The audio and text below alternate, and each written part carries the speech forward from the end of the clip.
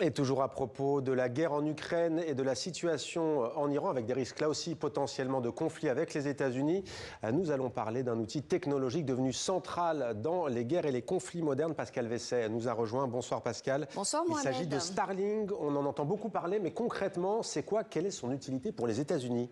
Starlink, c'est un réseau d'Internet par satellite développé par l'entreprise américaine SpaceX, fondée par Elon Musk. Le principe est simple. Au lieu de passer par des câbles ou des antennes terrestres, la connexion arrive directement depuis l'espace grâce à des milliers de satellites placés en orbite autour de la Terre.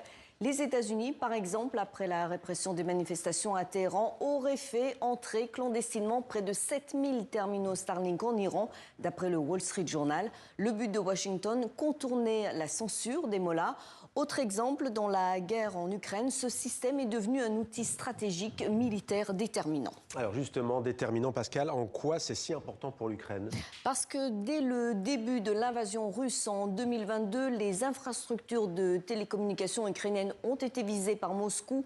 Antennes détruites, réseaux coupés, Starlink a ainsi permis de maintenir les communications malgré les bombardements. Concrètement, l'armée ukrainienne s'en sert pour coordonner les troupes, regarder, transmettre en temps réel les images de drones et garder le contact entre les unités sur le front. Sur un champ de bataille, on le sait, la rapidité de l'information est essentielle. Starlink aurait donc donné à Kiev un avantage technologique important. Et qu'en est-il côté russe? Est-ce que Moscou utilise aussi Starlink, Pascal? Officiellement, non. SpaceX affirme ne pas vendre ses terminaux à la Russie et le service n'y est pas autorisé.